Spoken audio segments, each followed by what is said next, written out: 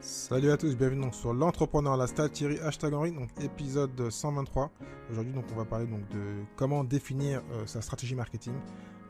Ça va donc me mettre en lien avec un épisode que j'ai fait il y a un mois avec Yann Leonardi, donc de la méthode AR, qui était très intéressant, qui a plu à beaucoup. Donc merci à tous ceux qui ont fait des commentaires sur iTunes, sur Spotify et surtout sur YouTube. Donc là on va parler donc de stratégie, ce que j'aurais dû faire avant, mais bon, on apprend. Hein. Et donc ceux qui veulent créer actuellement un projet ou qui ont un projet qui veulent redéfinir leur idée et leur stratégie, ce serait bien donc d'écouter celui-là, de prendre des notes bien sûr, et donc d'aller écouter l'épisode avec Yann Leonardi, je mettrai le lien dans le résumé. Donc je te dis tout après avoir remercié les sponsors. Comment créer vite en ligne simplement. Grâce à Shopify, plus d'1 million d'e-commerçants dans le monde gèrent leur entreprise en ligne. Ils ont tous fait confiance à Shopify pour créer leur boutique. Shopify propose des thèmes gratuits et complets pour lancer ta boutique rapidement. Shopify s'occupe de tout, du marketing à des paiements, aux transactions sécurisées et à l'expédition. Tu vas aussi obtenir des conseils étape par étape pour t'aider à lancer et à développer ton entreprise en toute sécurité. Essaie pendant 14 jours sans risque avec le lien suivant thierry-henry.fr/shopify thierry-henry.fr/shopify SHOPIFY. Comment personnaliser donc les messages à tes clients grâce à Klaviyo, qui est donc mon nouveau partenaire. Donc c'est une plateforme de marketing pour les marques qui se concentrent sur la croissance dès le premier jour. Donc, grâce à Klaviyo, tu vas pouvoir développer ta marque avec des expériences personnalisées par email, par SMS, donc qui évoluent donc tous les jours. Comme tu connais le mobile, c'est quelque chose qui évolue tous les jours. En quelques secondes, tu vas libérer la puissance du marketing personnalisé pour ta boutique Shopify. Avec Klaviyo et Shopify, tu peux commencer à envoyer des messages plus personnels et mieux ciblés en quelques secondes. Klaviyo collectera et stockera de manière transparente toutes les données pertinentes sur tes clients afin que tu puisses les utiliser pour offrir des expériences mémorables, générer plus de ventes et créer des relations plus solides avec tes clients. Pour t'inscrire gratuitement et tester la plateforme, va sur thierry-henry.fr/KLA. Donc thierry-henry.fr/KLA. Donc de retour après donc avoir remercié les sponsors, donc aujourd'hui donc, j'ai Anna Richier, qui est une multi-entrepreneur ou slasheuse qui a plusieurs business, qui actuellement donc, gère l'agence de Zigzag Marketing, aussi donc Usit Solutions dans la blockchain, et aussi donc l'association dont on va parler à la fin, qu'elle gère, qui est donc l'APEF, qui est une association pour aider les femmes entrepreneurs à réussir à prendre conscience et à créer leur projet. Donc tu verras, on en parle à la fin, et je pense qu'on invitera une des autres responsables pour faire un sujet dessus. Donc, n'hésite pas donc à commenter, à partager, à continuer à supporter le podcast qui étrangement, je suis passé à un épisode par semaine, marche mieux qu'en faisait deux. Alors peut-être que c'est ce qui vous plaît, donc je vais continuer comme ça. Donc après, je sais pas, j'ai eu des gens qui m'ont dit que c'est trop long, d'autres m'ont dit que c'est trop court, donc je vais garder sur une moyenne d'une heure, hein, peut-être que je passerai à 2 heures. C'est des formats et des formats que j'aime bien, moi, assez lourds, on prend le temps. Après, bien sûr, il faut avoir le sujet, il ne faut pas juste se forcer à faire du long pour faire du long, ça dépend de l'invité. Donc voilà, donc on reste sur une épisode par semaine. Je répète, j'ai aussi un autre podcast, donc plus dans l'agroalimentaire, enfin l'alimentaire plutôt, la santé, qu'on appelle l'alimentation low carb, et santé en général, parce que ceux qui le savent, je fais donc le jeûne depuis plus de 3 ans et demi, et depuis 1 an et demi, je fais l'alimentation low carb, ce qu'on appelle keto. Donc c'est une parenthèse, mais bon, ceux qui sont intéressés, allez sur nutri.fr/podcast. Donc à tout de suite avec donc Anne-Marie Richier. Salut Honoré, comment tu vas? Eh bien, salut, ça va bien, merci.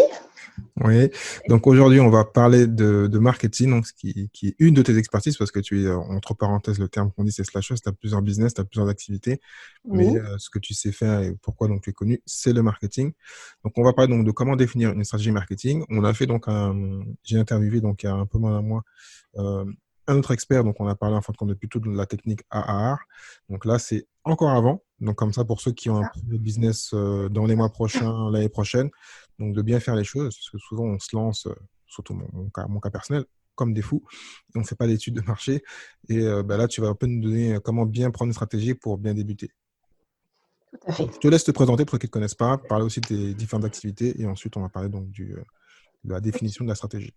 ok, je te remercie. Alors, du coup, moi, je suis donc Anne-Marie Richier. Donc, en effet, je suis consultante marketing pour Zigzag Marketing.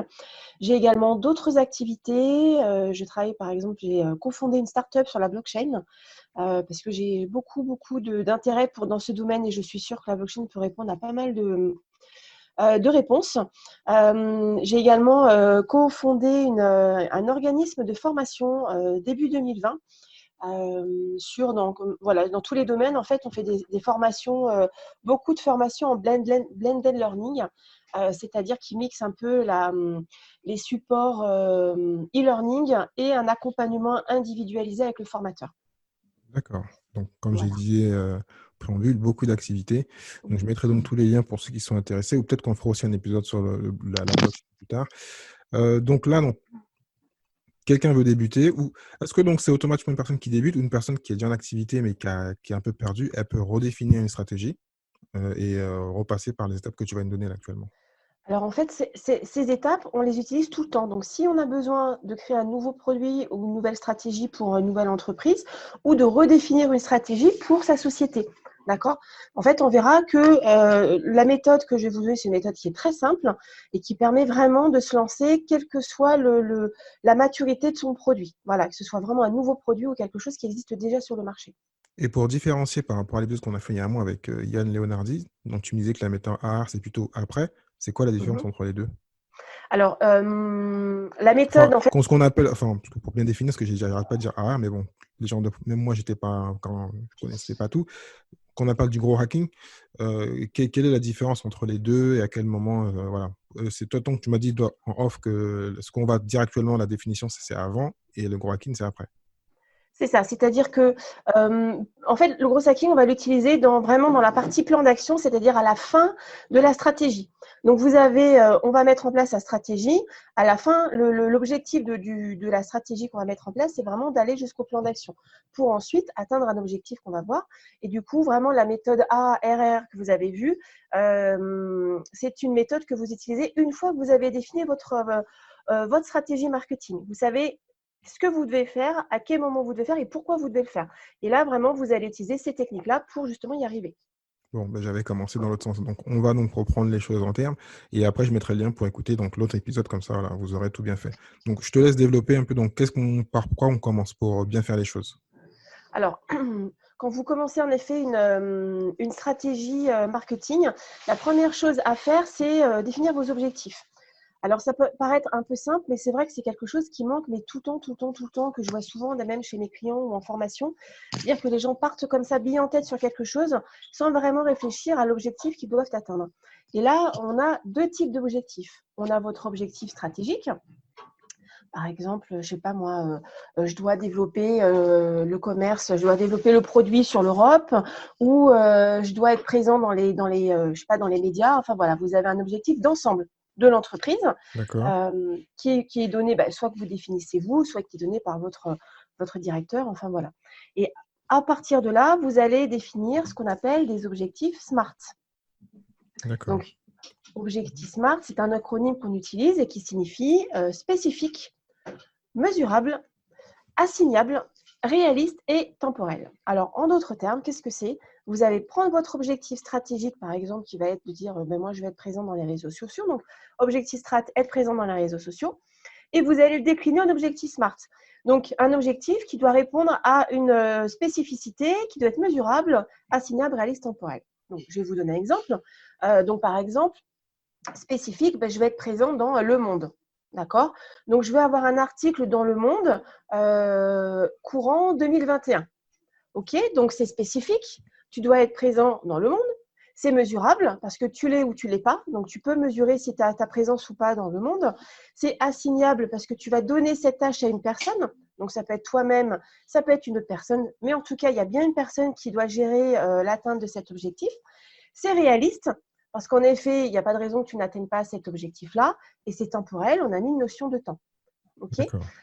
Là, je le vois également en fait, dans les formations que je fais en réseaux sociaux. Où en effet, ça peut être présent. Souvent, moi, j'ai des gens qui me disent mon objectif SMART, c'est être présent dans les réseaux sociaux.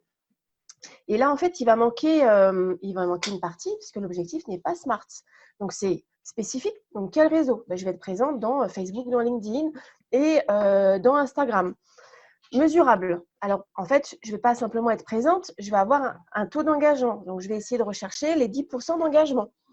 C'est assignable. Donc, je vais me l'assigner ou je vais l'assigner à quelqu'un avec qui je travaille. C'est réaliste. Aujourd'hui, je suis à 8% d'engagement, donc forcément 10%, ça va être facilement atteignable. En tout cas, c'est réaliste. Et c'est temporel. Mon objectif, c'est d'atteindre cet objectif-là d'ici la fin de l'année ou dans 6 mois. Ça Donc, vous tombe bien que voyez tu bien. parles du Smart, parce qu'il est vraiment bien fait, puis c'est une notion assez connue, donc c'est bien Mhm. de la répéter. Mais une chose qui m'a tapé quand tu l'as dit, parce que bon, certains vont passer par une structure, comme la tienne ou d'autres personnes, mais quand tu le fais en solo, ben, l'entrepreneur, des fois, il n'est pas réaliste. Donc, comment Oui. tu aides l'entrepreneur, ou lui peut s'aider en se disant voilà, qu'il ne va pas faire de 0 à 1 million ou de 0 à 1 million d'abonnés. Comment il peut s'améliorer pour bien faire le Smart? Est-ce qu'il doit se faire aider ou le faire à quelqu'un d'autre? Ou Alors, prendre l'exemple d'un concurrent et dire voilà, lui, il l'a fait en 3 ans, je ferai pareil. Comment tu peux encore granulariser, entre parenthèses, ça se dit, le Smart pour qu'il soit bien fait? alors, en effet, pour que ce soit bien fait, en fait, dans les étapes de la construction de ce plan d'action, de ce plan stratégique, pardon, la première chose qu'on va faire, en fait, c'est se fixer un objectif stratégique. Ça, on en a tous. Je veux faire tant de chiffre d'affaires, ou je veux être présent dans les médias, ou je veux développer tel produit sur tel marché. Donc ça, on l'a tous, en fait, d'accord? Ça, c'est vraiment un objectif qu'on a. En fait, la deuxième partie, ça va être de faire un audit, en réalité. Et l'objectif SMART, il va être décliné après. On peut le faire tout de suite, mais de toute façon, il va être retravaillé votre objectif parce que vous allez en réalité avoir cette étape d'audit avant. D'accord, D'accord?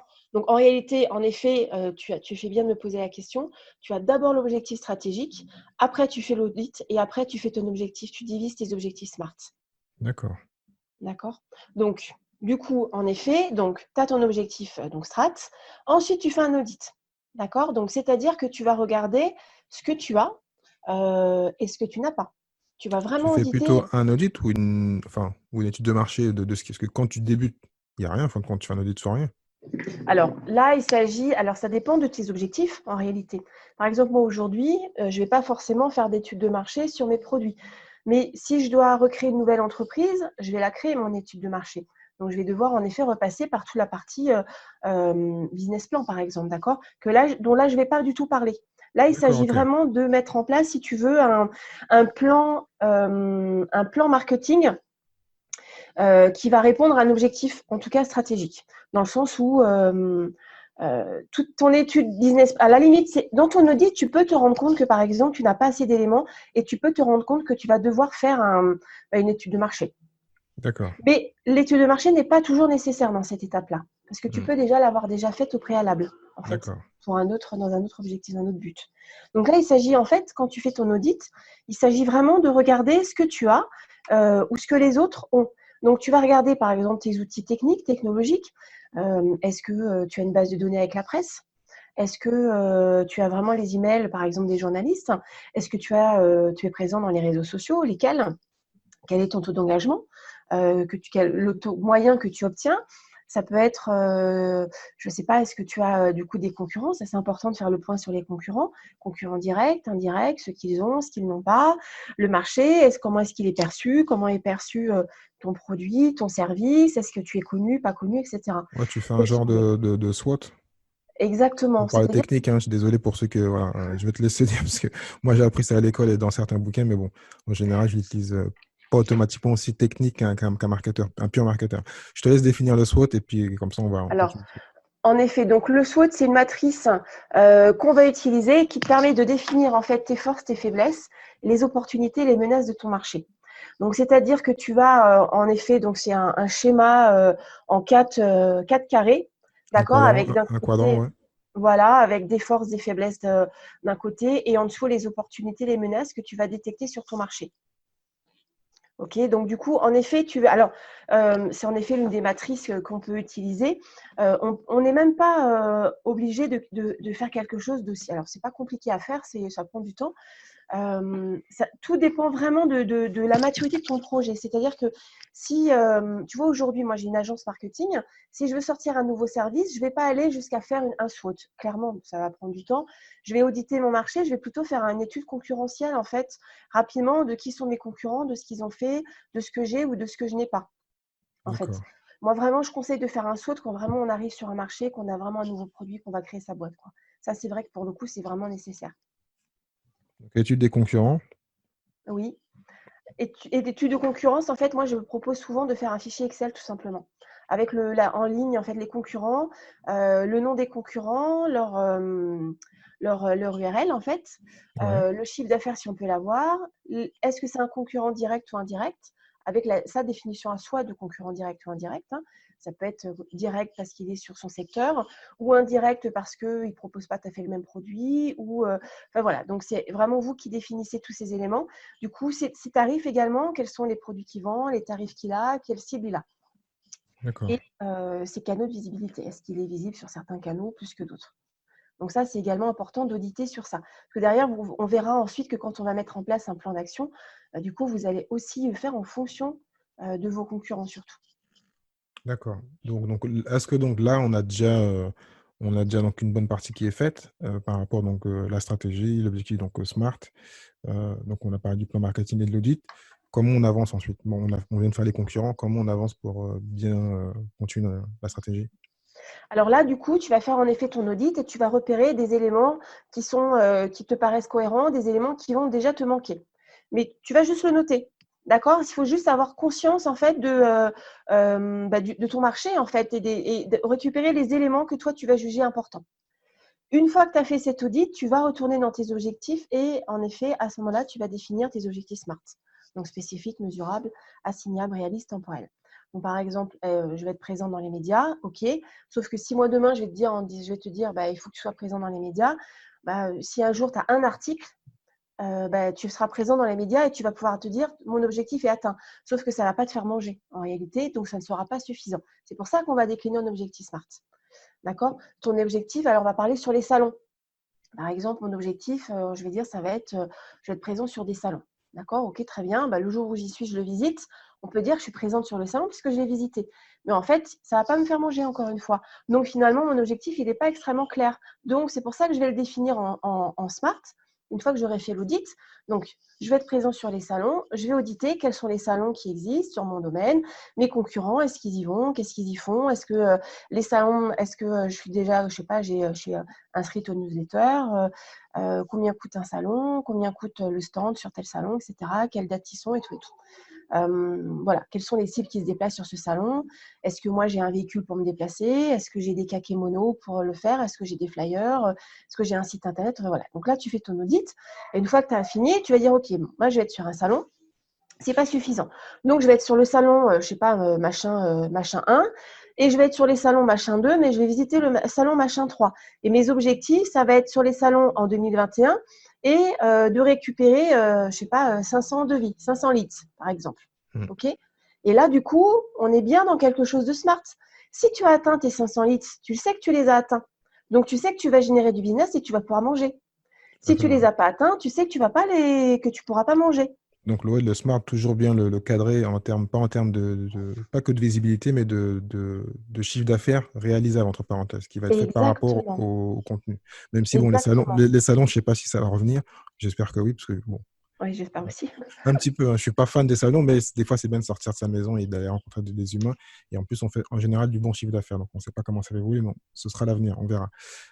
Donc là, on a retravaillé le smart. Mhm. Euh, Ensuite, quand est-ce qu'on met les plans d'action? Ou est-ce que c'est déjà ce qu'on... Alors, Oui, c'est pas encore. je suis trop vite. Alors, une fois, donc là, tu as tout défini, mais il manque une notion qui est également hyper importante et que je vois souvent, qui manque souvent chez mes clients, également chez les stagiaires, c'est les cibles. À qui vous voulez vendre? Ah oui, C'est-à-dire que, et ça, c'est une problématique que j'ai par exemple sur les réseaux sociaux. On me dit souvent, moi, je comprends pas, ça marche pas et tout. Bah oui, mais du coup, le message que tu vas écrire, il n'est pas destiné à ta cible. Donc, du coup, la cible, elle est très, très, très importante et il ne faut jamais l'oublier. Ces cibles, parce que souvent, on en a plusieurs. Alors, on a toujours l'impression qu'on n'en a qu'une, c'est nos clients. Mais en fait, dans nos clients, on a aussi des partenaires, on a des clients, puis on a différents types de clients. On a des gens, je sais pas, on a des CSP+, ou on peut avoir des entreprises, on peut avoir des entreprises du service public ou du service privé. Et vous voyez bien que, par exemple, public-privé, on est déjà sur deux types de clients différents, avec des comportements différents et des comportements d'achat différents. Donc forcément, on ne va pas leur parler de la même façon. Donc quand vous avez défini en effet vos objectifs SMART, une autre chose qui est très importante à ce moment-là, c'est de définir les différentes cibles. À qui vous voulez vendre en fait, qui vous voulez atteindre. Quand on dit voilà, moi je vais être sur les salons, mais pourquoi? Pour générer du chiffre d'affaires, ok, donc j'avais mes 500 litres, mais à qui je vais les vendre? auprès de qui je vais faire mes 500 leads. Si moi, par exemple, donc agence marketing, je vais essayer d'avoir 500 devis pour faire des sites internet, super. Mais si je vais sur le devis du service public, je vais jamais récupérer de clients dessus. Parce que le service public, par exemple, travaille par appel d'offres. Donc, je ne vais jamais avoir de leads sur un salon qui est destiné au secteur public. Donc, on voit bien que là, il y a quand même une corrélation à avoir entre ces cibles et ces objectifs SMART. D'accord? Donc, si mon objectif, c'est de récupérer la création de 500 sites Internet, du coup, en utilisant les salons, je vais aller sur des salons où il y a des gens qui sont à la recherche de sites web. Donc, par exemple, ma cible, ça peut être des responsables marketing, des directeurs marketing, des startups. Donc, du coup, finalement, le choix des salons, il va se faire un petit peu après, dans la période d'après, enfin dans la phase d'après. Mais déjà, une fois que j'ai défini mes cibles, je sais que mes cibles sont des marketeurs, des startups, des start-upers, des marketeurs par exemple. Donc, je vais aller forcément sur des salons où ils sont également et non pas sur le Et site internet. ça aussi, tu leur as, si tu fais bien les choses, tu leur as aussi découvert quand tu fais l'étude des concurrents, savoir comment eux obtiennent leur lead et de quelle façon, peut-être étudier leur tunnel de vente. Ça, c'est un truc que tu fais avant ou est-ce que c'est un truc que tu fais après? Comment tu… Alors, souvent, en fait, on peut revenir en effet sur l'audit de ses concurrents parce que du coup, on va réapprendre des choses. Mais du coup, il ne faut pas croire que les concurrents, ils font tout ce que nous, on aimerait faire. En Oui, fait, ce n'est pas toujours le cas. on peut être C'est-à-dire différent que, aussi. exactement, toi, tu peux avoir besoin, par exemple, là, je disais, l'élite, tu vas pas avoir une cible publique et une cible privée. En effet, ta cible publique, du coup, tu ne vas pas la trouver sur les salons. Donc, si tu vas sur le salon, ou je sais pas, tu avais envie d'aller sur le salon des RH, des ressources humaines, par exemple, tu vas dire, non, je ne vais pas avoir des sites internet en allant sur le salon des ressources humaines. Donc, du coup, dans ton plan d'action qui viendra après, du coup, tu sauras vers quel salon tu iras ou pas. En fait. Mais du coup, D'accord. ça, tu ne peux le voir qu'en étudiant tes sites parce que, a priori, je sais pas, moi, un DRH peut aussi avoir besoin d'un site internet, quoi. Donc, pourquoi est-ce qu'il irait pas, pourquoi tu vendrais pas ton site sur le salon des ressources humaines? Bon, en Sinon, fait, non. pour faire plus clair, je sais pas pourquoi je pense à ça, si tu veux atteindre les 16 25 ans, tu vas sur TikTok, quoi. Là, c'est un bon. Exactement. Voilà. C'est exactement ça. Et tu vas pas sur Facebook, tout à fait. Mm. C'est exactement ça. Mais souvent, les gens se trompent. Parce qu'en fait, dans le côté cible, ils mettent que leurs clients. Moi, mais c'est mes clients. Mais mes clients, ils vont venir se déplacer sur le salon des ressources humaines, puisque j'ai des responsables ressources humaines dans mes clients qui sont dans mes boîtes. Oui, mais non, parce que l'acheteur, c'est pas lui, en fait. Donc, il faut vraiment être extrêmement précis sur qui sont les cibles. Et là, on va utiliser une méthode qui s'appelle la méthode des personas. Enfin, il y a plusieurs méthodes pour définir ces cibles. Il y a la méthode où je vais analyser ma data, ma donnée. Donc ça demande quand même d'avoir des compétences et ça demande d'avoir de la data. C'est pas toujours évident, surtout quand on démarre, on n'a pas de données quand on démarre une nouvelle structure. Donc c'est difficile. Donc il y a une autre méthode qui est celle des personas où on va se mettre à la place d'une personne qui n'existe pas mais qui représente vos clients. D'accord? Ça, Donc, j'en ai souvent parlé, donc je vais te couper, mais bon, tu vas rigoler, hein. Je sais pas si je te l'ai dit. C'est que moi, alors peut-être parce que je suis un marketeur, mais peut-être du genre plutôt fonceur, parce que je te dis à la base, je suis plutôt dans le côté commercial, terrain et action. Et quand on parle de parfum, ça m'énerve. Mais pas parce que certains marketeurs n'aiment pas parce que tout le monde l'utilise. C'est juste parce que c'est peut-être compliqué à définir. Et quand moi, on me l'a appris au tout début, c'est qu'il fallait mettre un prénom, fallait tellement aller ouais. dans le détail que je me suis dit, bon, personnage, c'est moi, ce qui est peut-être stupide et bizarre.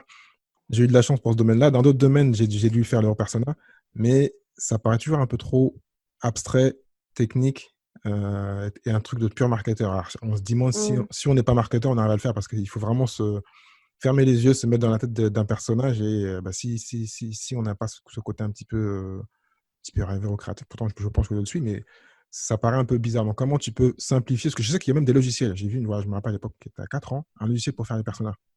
Tu rentres, tu mets plein d'infos, tout ça et tout, tu sors, tu mets un vrai prénom et si tu peux nous clarifier, nous simplifier le truc. Ouais. Alors, en effet, c'est vrai qu'a priori, ça peut être compliqué. Alors, moi, j'ai une expérience dans la data. D'accord? J'ai travaillé très longtemps dans la data, donc j'adore la data et j'aime bien aller chercher les chiffres et aller étudier les chiffres. Alors Donc, en là, je vais effet, encore te couper. Quand tu parles oui, de la data, c'est plus facile, ça n'a rien à voir. Moi, j'adore ça parce que moi, en plus, oui. on en a peut-être parlé en off. Je mets aussi, enfin, depuis peu, je suis dans la data et donc c'est plus simple parce que tu as déjà la data de Google ou ailleurs. Tu peux faire, mais avant la data, comment tu le fais? Justement, tu fais les personas. Ah, bon, Alors, bon, je te en laisse fait, parler. non, j'exagère. Il y a deux choses, en fait. C'est-à-dire qu'en effet, quand tu n'as rien, tu peux faire des études. D'accord? C'est là, on revient sur l'étude de marché tout à l'heure. En fait, tu peux en effet être amené à faire des études et donc des enquêtes. Donc, tu peux faire des enquêtes. Tu fais une étude de Type marché, Ipsos à l'ancienne, parce que moi, puis je travaille pour Ipsos. exactement, Oh là c'est là, exactement ah bah, ça. tu Tu vois vas pourquoi dans la j'aime pas rue. ces détails. Oh là là, tu me Eh fais... oui, Je en te laisse fait, parler parce que c'est le truc vraiment le truc. Mais bon, je comprends en fin de compte qu'il faut granulariser, qu'il faut aller dans le... Et que ben, on est des humains et souvent on se ressemble sur plein de choses, donc il faut juste trouver les mhm. bonnes catégories. Je te laisse parler, je te coupe plus, c'est bon. Non, non, il n'y a pas de souci, t'inquiète, au contraire. Non, non, c'est bien justement de pouvoir échanger là-dessus parce que c'est vrai que c'est compliqué pour les gens de créer des personas. C'est une méthode qui est très intuitive et empathique, d'accord? Il faut se faire confiance aussi pour être capable de rédiger en fait le profil de ces personas. Et parfois, la data, c'est plus simple. Mais c'est pas simple pour tout le monde. Tu vois, bah, pour toi, ça l'est, pour moi, ça l'est parce que nous, on aime bien aller chercher les données et même les chercher, les créer, aller chercher de la source. C'est pas le cas pour tout le monde. Alors, juste une petite parenthèse, en effet, tu as raison. Donc, on peut faire des enquêtes en amont, on peut faire donc des études de marché, mais il y a également une chose qu'on peut utiliser, c'est la donnée qu'on peut trouver sur l'INSEE, par exemple. On a également un site qui s'appelle data.gouv.fr qui nous permet de récupérer de la donnée Tout à fait. gratuitement. Donc, on peut tout à fait, quand on aime les chiffres, aller sur ces données, sur ces sites, essayer de récupérer quelques statistiques de comportement. D'accord? Bah, par exemple, dans telle commune, les gens, ils utilisent leur voiture quand ils doivent aller à tel endroit, par exemple. Donc, ça, c'est des données qu'on peut trouver. L'autre, en effet, façon de faire, donc, c'est les personas. Le persona, c'est vrai qu'il doit avoir une vraie personnalité, un prénom, un nom, un âge, il doit avoir une adresse, il doit avoir une vie, en fait.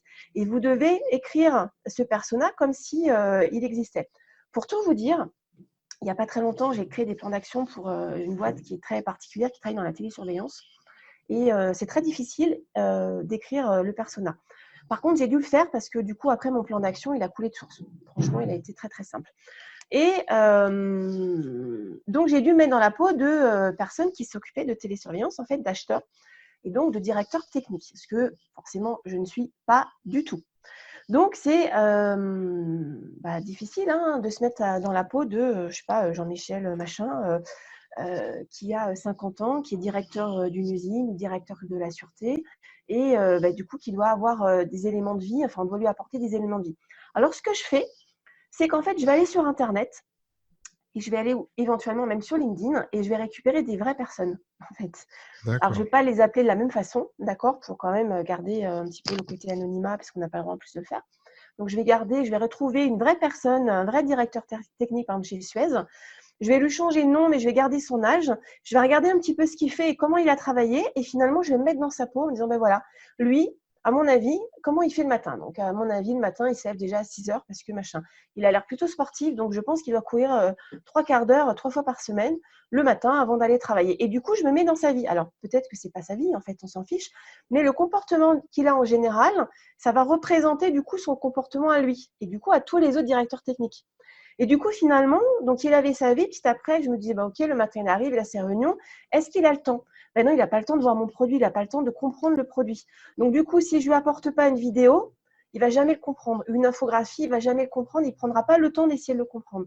Donc déjà, vous voyez que quand tu fais déjà ton personnage, tu dis, ah, lui déjà, il n'a pas compris. Or, je le sais parce que j'ai fait un audit. Je sais que j'ai pas de vidéo de présentation de mon produit. Or, mon produit étant très technique, il est très difficile à expliquer. Si j'ai pas une vidéo, une infographie ou un motion design, la personne, elle prendra pas 1 heure pour me comprendre parce qu'elle n'a pas le temps. Parce que lui, il n'a pas le temps, lui. Donc, du coup, là, déjà, en rédigeant la fiche persona, on se rend compte que finalement, vous allez déjà mettre une action supplémentaire dans le plan d'action qui va être de créer un motion design pour expliquer le produit complexe. Tu vois ce que je veux dire?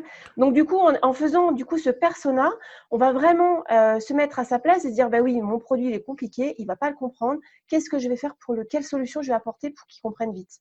D'accord? Et c'est en faisant ça qu'en fait, en faisant ce persona, qu'on va se rendre compte que Jean, je ne sais plus comment il s'appelait, Jean-Michel, du coup, il finit ses journées à 20 heures et que quand il rentre, il a encore des gros problèmes à gérer et puis il a aussi sa famille à gérer, quoi. Et donc voilà. Et petit à petit, en fait, on va créer ce persona. On va créer ces fameux leviers, les insights, qui font que du coup, on va ressortir des éléments clés qui sont importants et sur lesquels on va devoir travailler. Donc Jean-Michel, il n'a pas le temps. Donc l'insight, le levier, c'est vraiment des outils qui permettent de comprendre facilement. Tu Mm. vois? Mais en Donc tout cas, voilà. c'est bien détaillé parce que c'est vrai que donc j'ai donné mon cas personnel et certains d'autres personnes aussi, hein. Mais c'est vrai que ça, quand tu le décris en fin de compte et que tu parles de la vidéo, qui est le bon exemple, ça montre que le fait ça me rappelle une phrase, mais j'ai oublié d'un président En plus, je l'ai dit dans un épisode qui dit que voilà, quand tu veux couper un arbre, tu as 8 heures, donc tu prends 6 heures pour préparer ta hache, pour couper, pour que ça aille plus vite. J'ai oublié qui a dit ça. Et ça, c'est la même chose. En fait, quand tu prépares toute ta stratégie et tous tes éléments pour mieux vendre et pour mieux réussir, et que si tu le fais pas, ben, tu vas réussir, mais tu vas peut-être faire tellement d'erreurs, tu vas apprendre de tes erreurs, mais ce sera peut-être un peu trop tard.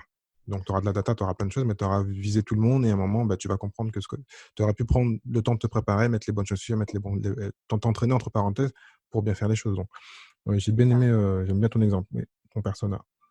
C'est ça, c'est-à-dire que c'est très utile et tu vas commencer en fait, souvent les gens quand ils travaillent sur un plan d'action, un plan marketing, en fait, ils commencent déjà par un plan d'action. D'accord?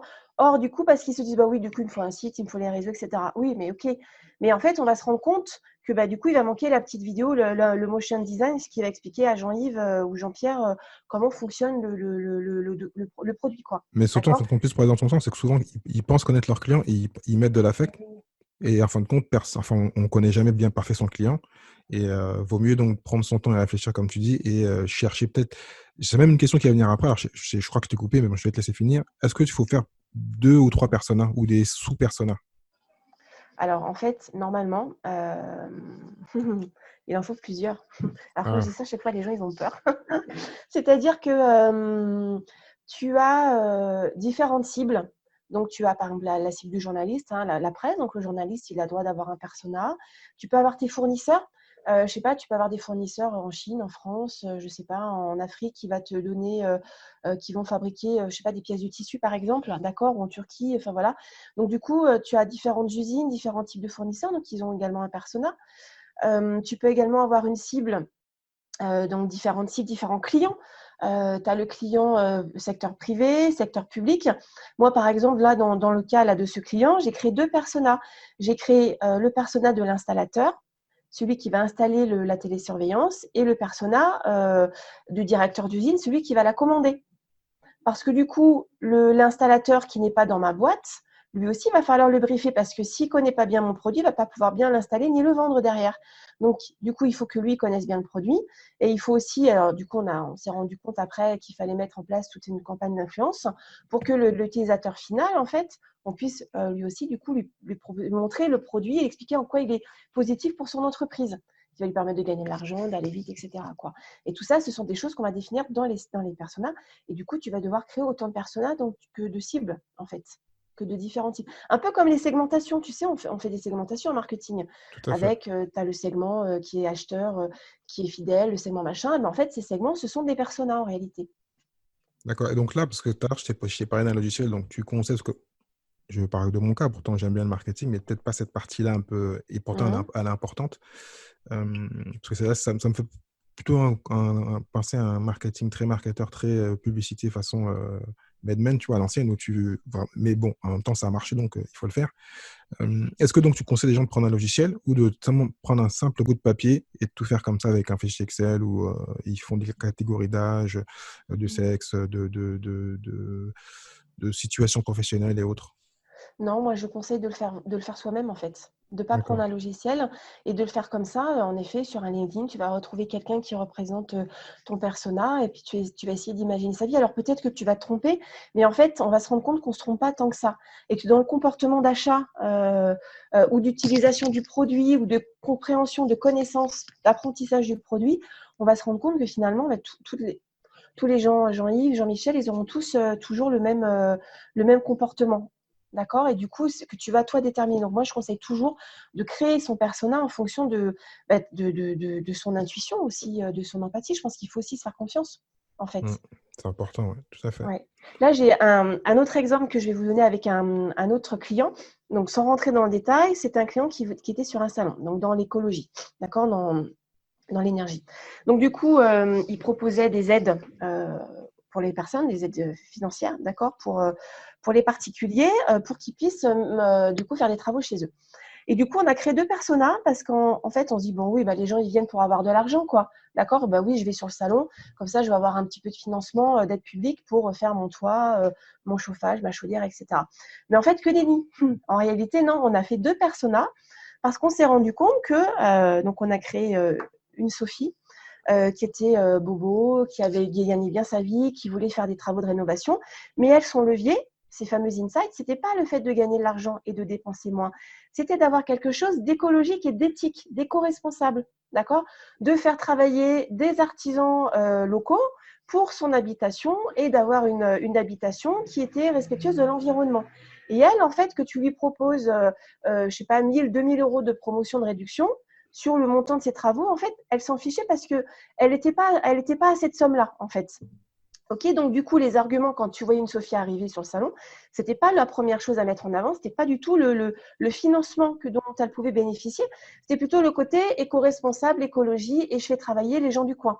Parce que pour Sophie, c'était important, en tout cas pour ce persona. Et à côté de ça, on avait un Jean-Michel qui lui était retraité, qui avait une petite retraite. Et lui, il venait, mais lui, le côté éthique et éco-responsable, il est super content de ça. Le problème, c'est qu'il n'a pas d'argent. Donc lui, si tu lui proposes une offre financière, il va être content. Une réduction d'impôt, ben, lui, il va l'utiliser. Et du coup, en fait, quand on voyait arriver sur le salon quelqu'un qui représentait Jean-Michel, ben lui, on n'allait pas lui parler du côté éthique, éco-responsable et artisan du coin. On allait plutôt utiliser les leviers qu'on avait devinés. C'était les leviers de la réduction d'impôts, en fait. Et du coup, ça pouvait marcher. Et du coup, quand vous allez directement parler comme ça aux gens qui viennent vous voir, en tout cas vos cibles, vous allez leur parler, c'est vrai que les gens, en fait, ils vont être davantage à ton écoute, puisque tu sais exactement quels sont leurs leviers, quelles sont leurs problématiques, et tu sais y répondre dans le début de ton discours. Donc forcément, ils vont être plus attentifs à ton discours.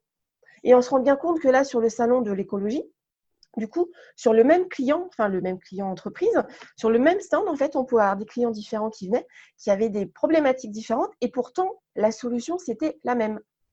Tu vois? Et donc, c'est pour ça qu'il est important de faire des personas. C'est parce que grâce à ça, du coup, c'est vrai qu'un persona, ça peut prendre une demi-heure, 1 heure, 2 heures à faire. Mais grâce à ça, vous allez pouvoir trouver les fameux insights, les leviers qui vont vous permettre de passer à l'étape suivante, plan d'action, du coup.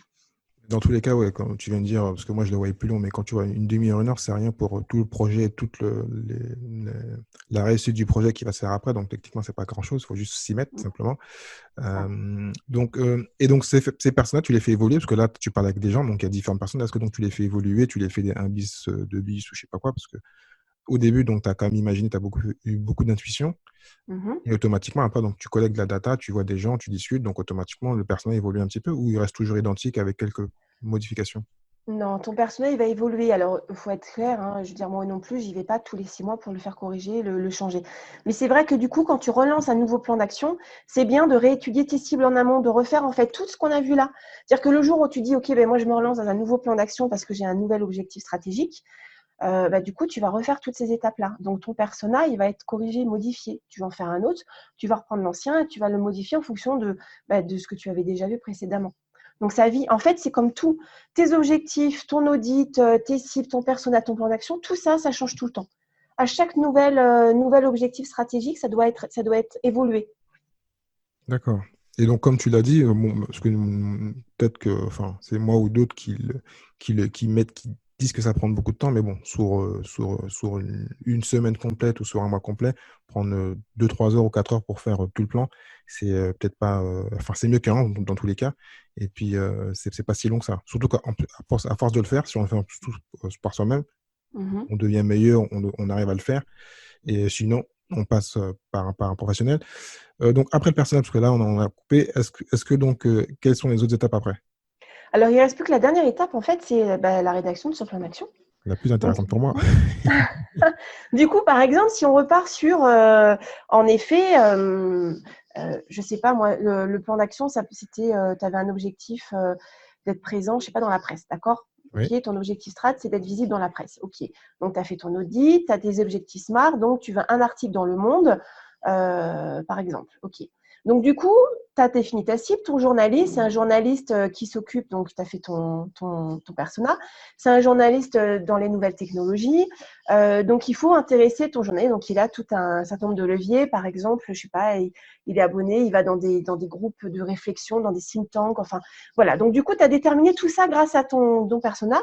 Et du coup, tu vas faire un plan d'action.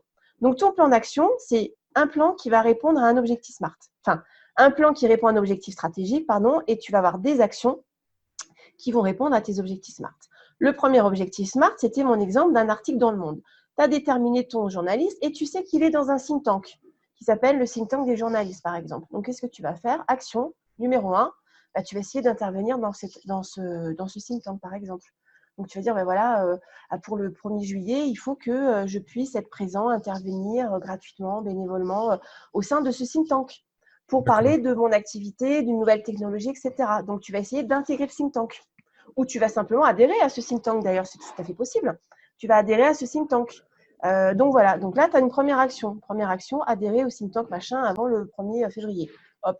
Deuxième action, ta deuxième action, ça va être, je sais pas moi, de t'abonner aux newsletters du Monde, d'accord, pour essayer de comprendre les sujets qui intéressent. Donc, tu t'abonnes à la newsletter du Monde.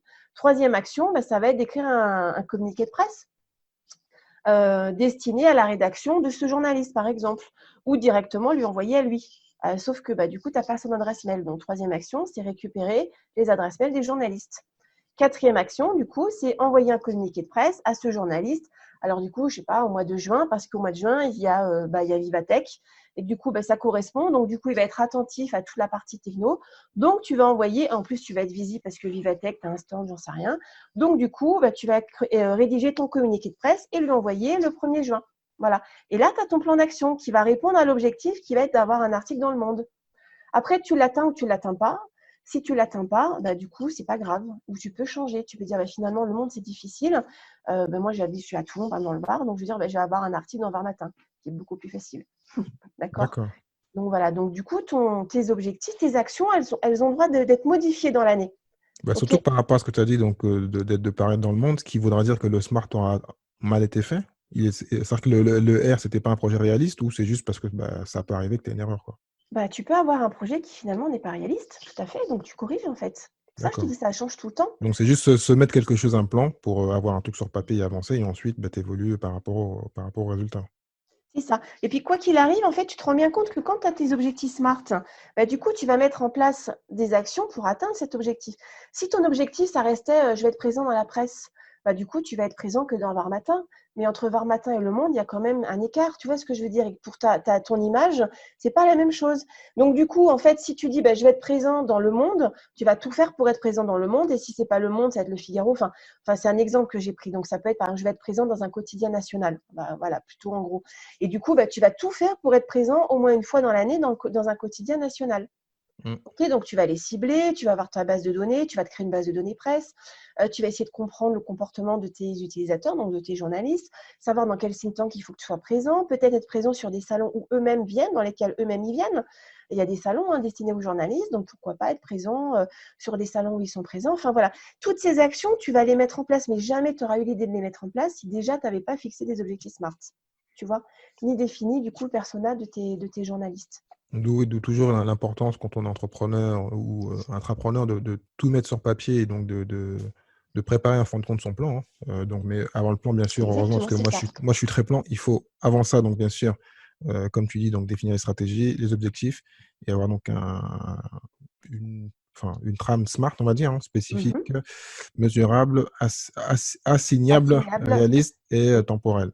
c'est ça. D'accord. Et donc ensuite retravailler dessus, bien sûr travailler sur le persona. Mhm. Est-ce que tu as d'autres choses à nous dire sur le plan d'action?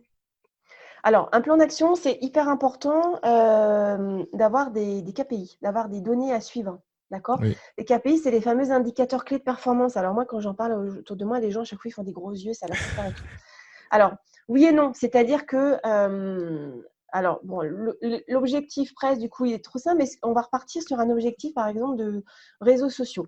Ton Je vais... objectif, par exemple, ça va être d'être… Excuse-moi. Oui, vas-y. Non, vas-y, continue, parce que j'avais un exemple, mais heureusement, tu as meilleur, parce que j'allais en te donner un, mais il n'avait rien à voir, c'est plutôt la perte de poids, donc ça n'a rien à voir. Mais bon, ça correspond, mais parle des réseaux, tout à fait. Ah. Du coup, donc ton objectif, ça va être, voilà, mon objectif, c'est d'avoir 10% de taux d'engagement sur Instagram. Or, aujourd'hui, tu as 8. Donc, il ne te reste pas grand-chose. Donc, du coup, en effet, l'objectif est smart. Donc, tu vas mettre en place des actions et pourquoi pas, tu vas décider de mettre en place une campagne d'influence ou une campagne pub. D'accord? Oui. Donc, on va dire, on va faire une campagne publicitaire. C'est plus simple. Donc, du coup, tu vas faire une campagne pub pour avoir, du coup, un meilleur taux d'engagement. Donc, ton KPI. Donc, l'indicateur clé qui va te permettre de voir si tu es en train d'atteindre ou pas l'objectif, c'est quoi? C'est le taux d'engagement et ça va être le nombre de fans, en fait, tu comprends? Donc, du coup, tout ça, ce sont des KPI, des données, des indicateurs que tu vas suivre. Parce que si finalement, tu te rends compte que ton taux d'engagement baisse, du coup, ta campagne, elle n'est pas bonne. Donc, tu vas l'arrêter, ta campagne marketing, ta campagne publicitaire. Imaginons donc tu mets en place une campagne et finalement tu as un taux d'engagement à 8% et au lieu d'être à 10, bah, il tombe à 5, bah, tu vas l'arrêter ta campagne parce qu'elle est contre-productive. D'accord? Si tu ne suis pas, par exemple, ce taux d'engagement régulièrement, tu ne vas pas le savoir que ta campagne, elle te met dedans. Et du coup, bah, tu vas te rendre compte au bout de 3 mois que finalement, tu es passé de 8 à 5. Donc, du coup, tu n'as pas du tout atteint ton objectif, tu es même parti à l'envers de ton objectif. D'accord? Donc, c'est très important de suivre les KPI. Alors, un KPI, c'est tout simple, ça peut être le nombre de ventes. Si ton objectif, c'est de faire un nombre de ventes sur un stand ou d'avoir un nombre de devis, nombre de commandes, tu en as 100 à faire, bah, tu suis le nombre de commandes que tu as tous les jours, toutes les heures. Voilà. Et ça, c'est très important. Parce que si tu te rends compte que tu as 100 ventes à faire par jour et qu'à 14 heures, tu n'en as fait que 10, bah, tu es sûr que les 100, tu ne les auras jamais faites le soir. Donc, du coup, tu vas pouvoir essayer de mettre en place une action pour corriger ça. Tu comprends? Donc, peut-être, je ne sais pas, moi, être présent dans les allées, distribuer des flyers, même si on n'a pas le droit. Enfin bon, tu vas essayer de mettre en place des trucs pour récupérer un petit peu les listes que tu n'aurais pas eues. Où tu vas comprendre et finalement, tu vas te rendre compte que derrière ton stand, tu as un concurrent qui te fait un peu de concurrence déloyale. Donc, du coup, tu vas aller le voir et tu vas lui dire stop, quoi. Tu vois, donc du coup, c'est très important. D'où l'importance de l'analyse, parce que tout le travail qui a été fait avant, donc logiquement, aide à bien faire les ventes. Et bon, là, tu as plus parlé donc, de domaine hors ligne, mais quand on est en ligne, c'est encore plus simple, parce que grâce à. C'est plus mesurable quand on est en ligne. Donc, pour tous ceux qui font du trafic et qui passent par les réseaux sociaux, mais il faut juste avoir les bons outils. Donc, on en a déjà parlé avant, donc analytique, search, enfin, tous les éléments qu'on peut prendre de la donnée. Et donc là, c'est plus simple pour étudier. Après, c'est vrai qu'à l'extérieur, c'est un peu différent, mais bon. Et le plus simple, c'est d'avoir des ventes. Si on a des ventes, automatiquement, on sait qu'on fait bien les choses. Exactement. Exactement. Donc, tu vois, ça change, en tout cas. Il faut faire évoluer. Voilà, il ne faut pas hésiter à faire évoluer ces chiffres, à les suivre et à faire évoluer, en tout cas, ces objectifs SMART également. Dernière question, avant que je te pose les questions que je pose à tous mes entrepreneurs. Si, après tout ça, les personnes se disent « Ah là, c'est compliqué le marketing », est-ce que donc on peut donc passer par une structure comme la tienne? Après, donc peut-être ça dépend de la taille. Si on est en TPE, infopreneur, on peut passer par toi. Et est-ce que donc dans ces cas-là, il y a d'autres moyens en fin de compte de se faire aider quand on veut est-ce que simplement, parce que je vais même anticiper ta réponse. Enfin, en partie, tu peux dire que si tu n'es pas prêt à faire tout ça, c'est que tu n'es pas vraiment motivé, tu n'es pas entrepreneur. Tu peux te dire oui, mais tu n'es pas prêt à Non, faire. Ou jamais. sinon, tu vas perdre ton temps. Non, parce que tu peux dire que la personne qui ne fait pas tout ça, elle nage elle nage dans le vide, quoi. Elle n'est pas guidée, donc elle n'a pas un GPS. Donc là, quand tu as tout ça, tu as un bon GPS, tu sais où tu vas. Ou est-ce que donc c'est vaut mieux dans tous les cas trouver des finances et se faire aider ou s'associer avec une personne qui fait cette partie-là? Alors, en effet, tu peux faire appel à une agence. Bon, ça, c'est sûr que ça coûte de l'argent, on n'en a pas toujours. Après, il y a également des formations. D'accord? Ça, c'est vrai que tu peux te former également dans ces domaines. Les gens aujourd'hui en France, il y a tellement de possibilités de financement de formation que c'est tout à fait possible d'être formé et accompagné par le formateur pour mettre en place tout ça. Tu peux en effet t'associer à une personne qui maîtrise toute la partie marketing ou te faire accompagner par des organisations, des associations en plus, quoi. Après, je pense que c'est compliqué, mais c'est vrai que c'est difficile de se lancer dans un projet si tu n'as pas un plan. Je veux dire, même quelle que soit d'ailleurs ton entreprise, on est toujours obligé d'avoir un plan, de savoir où on va, ne serait-ce que pour se dire, ben, moi, j'ai besoin de tant de chiffre d'affaires pour finir mon année, quoi. Ceci dit, je sais qu'il y a aussi des gens qui ne le font pas. Le problème, tu vois, par exemple, c'est le souci qu'on peut avoir avec les auto-entrepreneurs. Les auto-entrepreneurs, ils n'ont pas l'impression d'être entrepreneurs, pas tous, malheureusement. Et c'est pour ça Certains, que je les répète, ça tombe bien que tu parles de ça, j'ai horreur de ce statut-là parce que ça t'oblige indirectement à être petit ou te dire que j'ai peur d'arriver au niveau dessus parce que je vais payer des taxes et que malheureusement, payer des taxes, ça fait partie de la vie, on est en France et donc si on grandit, c'est une bonne nouvelle. Parenthèse. c'est ça. Alors, moi, je ne suis pas une grande fan non plus. Alors, ça dépend du statut. C'est-à-dire que si les gens veulent se créer leur emploi, en effet, c'est bien pour démarrer. Après, je pense qu'il faut changer de statut, c'est important. Mais quelqu'un qui a la retraite, ça me paraît tout à fait courant, qui veut un complément de salaire. Tout à fait. Après, si on veut en effet créer une entreprise et gagner de l'argent, à un moment donné, il va falloir utiliser les méthodes de toutes les structures, quoi. Et ça en fait partie. Faire un audit, avoir des objectifs, définir ses cibles, faire un plan, c'est super important. C'est comme aujourd'hui de dire ben non, moi je veux pas de site parce que ça me sert à rien, j'ai pas envie ou je veux pas être sur les réseaux sociaux. C'est compliqué aujourd'hui d'avoir ce genre de discours parce que du coup on s'adapte plus à notre cible. Or aujourd'hui, ce que les gens veulent, c'est qu'on s'adapte à eux. D'accord? C'est pas qu'on aille leur proposer quelque chose dont ils n'ont pas besoin. Ils veulent qu'on aille les voir en les comprenant et en sachant exactement ce dont ils ont besoin, en leur proposant ce dont ils ont besoin. Alors, si du coup, les gens, ils font des recherches sur Internet pour chercher un plombier et que vous vous dites, bah non, moi, je vais marcher que par bouche à oreille, bah, du coup, c'est dommage parce que vous allez louper en effet un certain nombre de devis. Et là, Et voilà. Et du coup, c'est compliqué. Donc, se lancer dans l'entrepreneuriat en se disant, bah non, mais ça, je m'en fous, je verrai plus tard, c'est difficile. Non, il faut vraiment avoir une feuille de route. Normalement, elle est faite d'ailleurs dans un business plan, cette feuille de route. Vous avez normalement un plan de lancement qui doit être réalisé. souvent, elle est faite, parce que c'est ça que j'allais dire, parce que moi Oui, qui ai créé plusieurs structures, soit tu le fais, à l'époque, je l'ai même fait il y a plus de 15 ans, et je ne sais même pas si ça existe encore. Je le faisais avec la boutique de gestion. Alors, je ne oui, sais je pas crois si ça que existe encore. ça a changé de nom, il me semble. Voilà. Et sinon, après, dans les différents organismes où on te donne des trucs un peu tout faits, où tu as plein de cases à remplir, bon, c'est un peu chiant, mais bon, ça aide en fin de compte quand on sait le faire, ou même quand on ne sait pas le faire. Et même le comptable, quand on a un comptable, bon, souvent, enfin, pas souvent, toujours quand on est entrepreneur, on n'a pas de comptable. Donc Mm. après, c'est un peu compliqué. Mais si on a une structure, on a un comptable, même si ce n'est pas son boulot, parce que des fois, le comptable rentre trop un peu dans le business des gens, parenthèse. Mais des fois, ils posent des questions sur le chiffre d'affaires, comment ça va être fait, qui est le client. Donc voilà, il faut s'aider des différents partenaires qui vont poser des questions et commencer à établir ce plan. Pour ceux qui seraient intéressés, quel est le budget qu'il faut se mettre en tête parce que des fois, on peut commencer en solo et se dire, voilà, je vais mettre de côté et avoir un budget pour ensuite passer par une structure comme la tienne. Quel est le Mhm. budget qu'il faut se mettre en tête pour commencer à avoir un minimum pour travailler, avoir les finances pour travailler avec une agence? Ça dépend. Franchement, ça dépend vraiment du Je m'attendais à ta projet. réponse.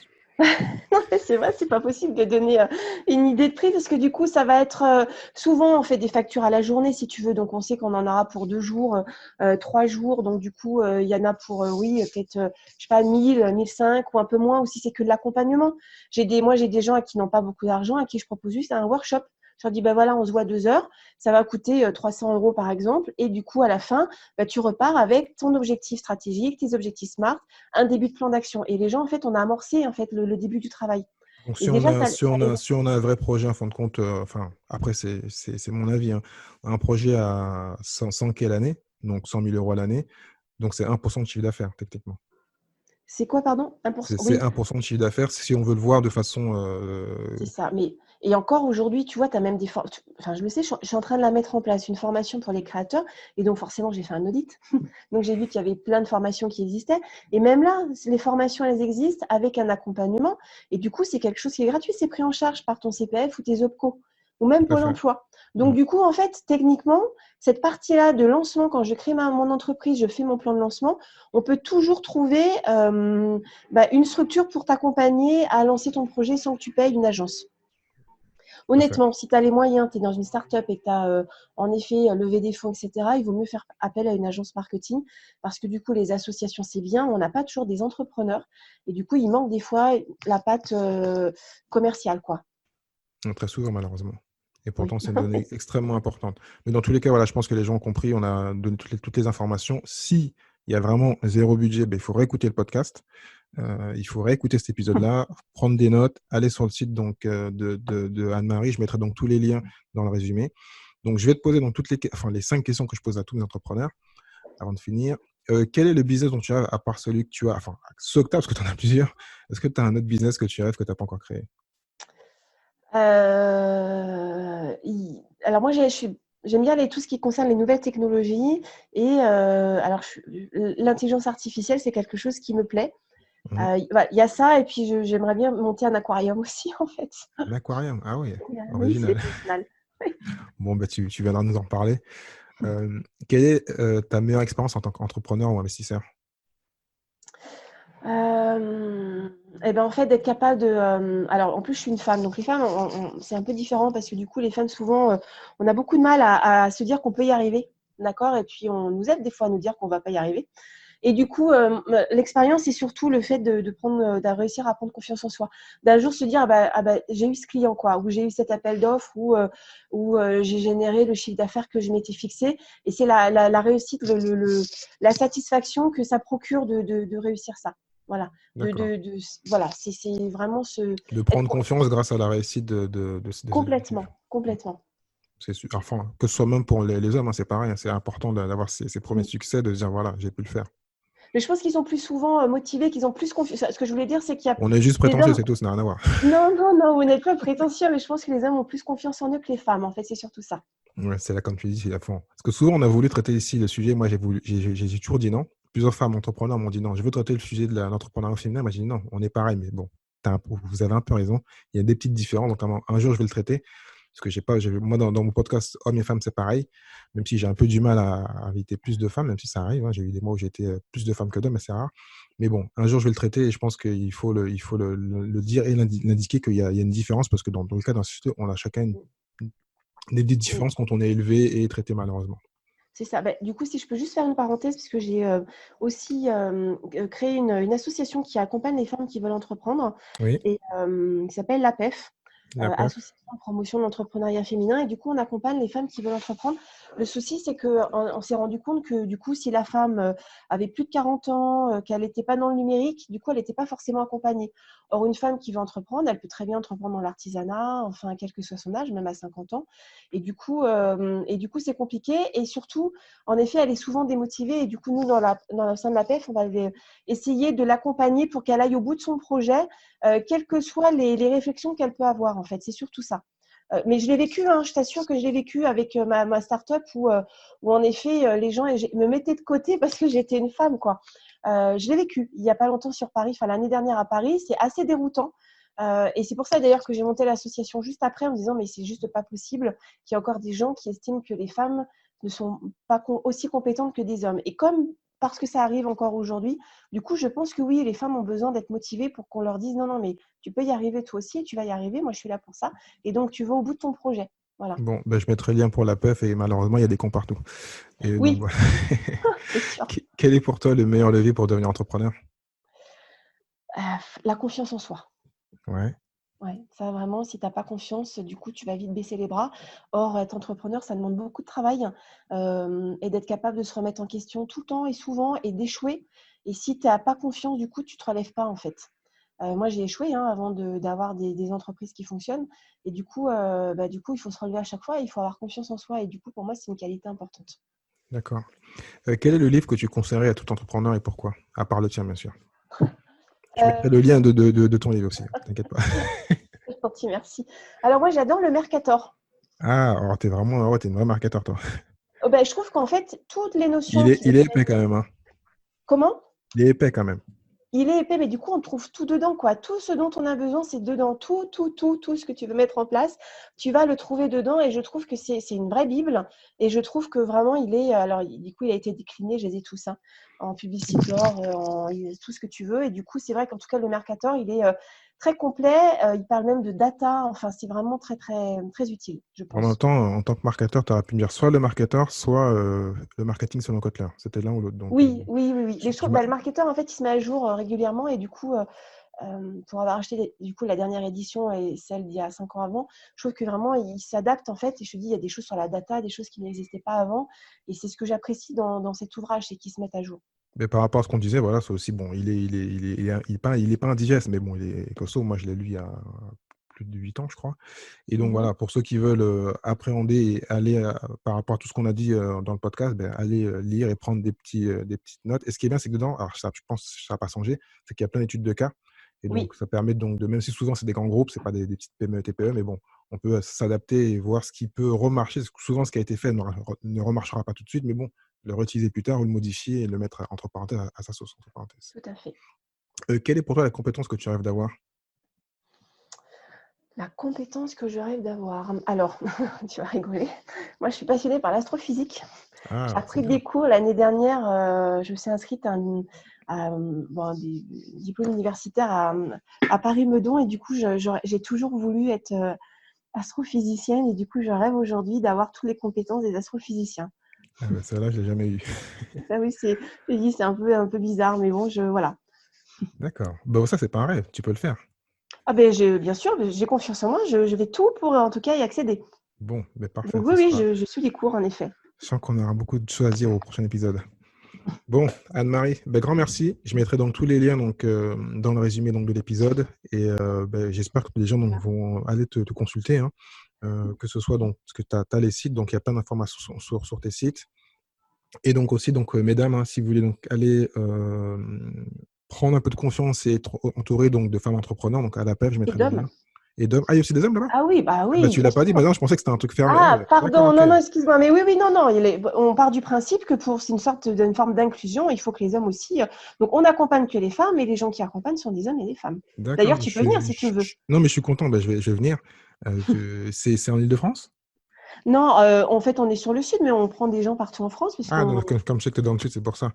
Avec grand plaisir. Non, parce que souvent, voilà, on va encore faire une parenthèse, c'est que souvent, moi, quand je vois les organisations féminines, elles sont Oui, bloquées. Et ça, moi, c'est un truc qui m'énerve, parce que les hommes l'ont pour moi fait. aussi. Et en fin de compte, les femmes répètent la même chose en fermant donc les groupes. Après, je comprends dans certains groupes, ça peut être possible, si c'est vraiment un truc qui est très féminin. Mais là, on parle d'entrepreneuriat, donc voilà. Donc, Eh ben, il a je suis ouvert, donc c'est très entièrement bien. d'accord avec toi. Et tous les gens de la PEF, quand on a monté la SOC, on s'est dit non, mais on ne prend pas que des femmes. Donc, on n'est pas très nombreux. On est en train de démarrer. Du coup, en effet, on a des hommes qui sont avec nous parce que c'est important que les hommes aussi qui soient impliqués dans cette évolution de la société, quoi. Parfait. Bon, ben Anne-Marie, je te dis grand merci, puis je te dis à bientôt. Bah, écoute, merci à toi en tout cas pour ton invitation. C'était bien agréable. Et puis à Merci. très bientôt en tout cas, ouais. Ciao. Au revoir. Merci à toi d'avoir écouté cet épisode de l'Entrepreneur Lasta jusqu'à la fin. Si tu as aimé et que tu penses que cela peut aider ou intéresser quelqu'un que tu connais, donc partage cet épisode, like-le, commente-le et bien sûr mets ma note numéro 5 s'il te plaît. Donc cela va m'aider à continuer à pouvoir monter dans les classements de toutes les bonnes plateformes de podcast, hein, iTunes, Spotify, enfin tu les connais. Si tu souhaites donc recevoir les épisodes directement dans ta boîte email, envoie-moi un email à contact@thierry-6.fr contact@thierry-6.fr. Je te dis au prochain épisode. Ciao, ciao.